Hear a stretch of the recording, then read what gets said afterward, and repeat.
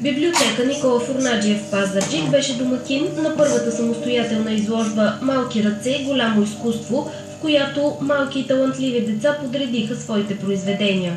Сред тези млади таланти има много силни постижения и затова нашата изложба се казва «Малки ръце, голямо изкуство». Това е и девиза на моята школа, защото и моите учители, които присъстваха, казаха, че има изключителни попадения, за което много ме радва.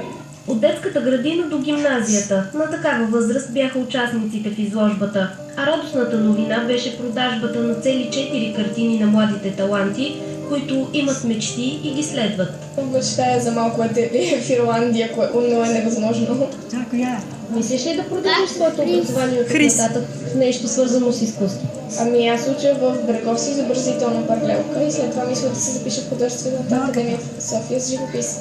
Макар и първа изложба, някои от децата вече са получили национално признание. И аз се явих на 2 конкурса. На втория, който за мен лично е по-голяма победа, защото е национален. Темата беше «Обичам България» и взех второ място, което беше прекрасно. И ходих в София на награждаване. И както се вижда, вдъхновяват ме като цяло животните и цветята. Но страшно много неща ме вдъхновяват. Всяко едно нещо може да ме вдъхнови. Това е вашата първа изложба. Какво си пожелавате от тук нататък?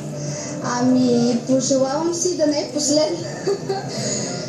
Да има още много такива и да съм голяма такива прекрасни творци.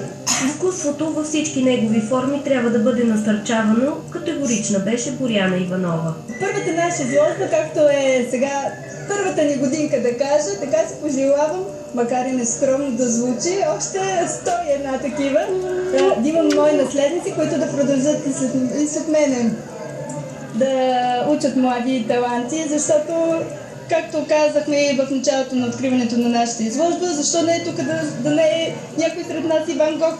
Защо не? На 9 декември Православната църква чества зачатието на света